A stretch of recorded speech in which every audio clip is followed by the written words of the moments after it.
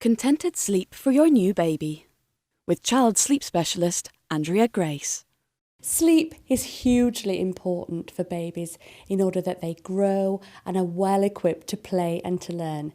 It's also one of life's most simple pleasures. If your baby's not sleeping well, why don't you follow these simple guidelines and combine them with your own instinct, and soon you should be having much more peaceful nights. Step 1. Establish feeding. In the early weeks, sleep is very closely associated and dependent on feeding. When she's really tiny, your new baby will tend to live life in a milky, dozy state. It is quite usual and absolutely fine to feed her every 2 or 3 hours. Little babies like to take their time over their feeds, and it's not at all unusual for a baby to spend an hour or more over one breastfeed. And if you are bottle feeding, do not necessarily expect a newborn baby to glug down a bottle of milk like a baby lamb. If your baby wants to take her time, let her go at her own pace. There is a trend these days to put even very new babies onto quite a strict schedule. This puts a lot of pressure on parents, and it can even lead to your new baby feeling quite unsettled and even fretful. The fact is that if you're breastfeeding, you have to feed on demand for the first 6 to 8 weeks in order to establish your supply of milk. Equally, many bottle-fed babies, when they're tiny, will need to feed little and often. My advice is to go with the flow and for the first couple of months respond lovingly to your new baby's own internal feeding timetable. After the age of 8 weeks, when your baby is stronger, feeding has become nicely established, and provided she's gaining weight, you can begin to lengthen the period between feeds. At this stage, you can consider aiming for a 3 to 4 hourly feeding schedule, but remember, this is not the law of the land. If you feel that your baby is hungry, then feed her. Don't worry, you're not spoiling her. Step 2. Building a trusting relationship. Bonding is a word that seems rather old-fashioned these days. It seems now that there's so much pressure put on new parents to establish a very strict feeding and sleeping schedule with a new baby, that actually time taken just to hold your baby and be with your baby can seem almost like an overindulgence. In the first few weeks, your baby needs cuddles. Don't forget that until very recently, she was held firmly in the warmth and comfort of the inside of your body. The last thing she needs is to be left on her own and left to cry in an effort to sleep train her. In these early weeks, comforting your baby when she's crying by rocking her in your arms will not lead into bad habits.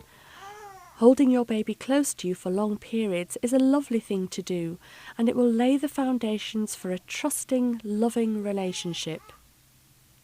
Some babies need to be rocked to sleep. If your baby is one of them, you should only allow this in the early weeks. The time for teaching a baby how to settle to sleep by herself is from about 8 weeks old. Step 3. Create the perfect sleeping environment. Even when a baby is very small, she will recognise different levels of light and noise, which eventually set her internal body clock. You can help this process along by deliberately emphasising the difference between night and day. Keep her cot in your room. Keep her warm and cosy, but avoid overheating her. Room temperature should be around 18 degrees Celsius. Don't overfill the cot with toys. Just 1 or 2 safe, familiar objects are all that is needed. Step 4. Start a bedtime routine. The single most effective thing that you can do to help your baby sleep through the night is to establish a really good bedtime routine. What this does is it provides a series of steps leading up to bedtime that are familiar and begin to act as mini sleep triggers. Begin your routine shortly before you know your baby is ready for sleep. Take everything that you need for the night with you to avoid having to come back into the living area. Follow a familiar bedtime script by using similar phrases and actions at key points during the routine. Bath every night unless there are genuine reasons why you can't. Sing the same action song in the bath each night. Go directly to your baby's sleep room after the bath. Put her in a clean nappy. Have a bedtime milk feed. Take time for a story or goodnight song. Then into the cot, awake but sleepy, to settle for the night. Step 5. Teach your baby how to sleep independently. From around the age of 8 weeks, if you are confident that your baby is feeding well and is gaining weight nicely, you should try putting her into her cot for sleep while she's still awake. If she has a tendency to feed and sleep at the same time, this may mean that you have to begin to limit the duration of feeds now. Similarly, if your baby has been used to being rocked to sleep in your arms, it is at about this age that you need to teach her a little independence. Here's how you do it. Follow a consistent bedtime routine. Place your baby into her cot when you know that she is tired. Stay beside her to soothe or pat her until she goes to sleep. Do not be afraid of her crying. She knows that you are with her and she doesn't feel abandoned. After a night or two of developing her sleep skills with you very close beside her, you need to gradually withdraw. Begin this by no longer touching her, then move away from the cot but still remain in the room with her.